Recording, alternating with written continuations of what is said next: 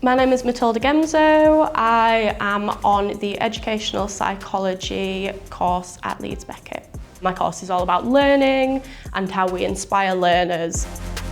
As a neurodivergent person myself, I'm quite interested in how the neurodivergent brain actually works and how that affects how people learn and how we can actually support that. When I first came to Beckett on my open day, it was just like something clicked.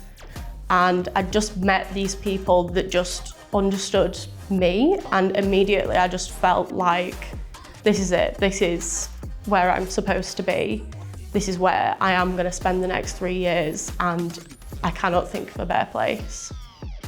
When I got to Beckett, all the support that I got from my tutors and all the feedback that I got really supported me to actually believe in myself and realise that I am actually smart.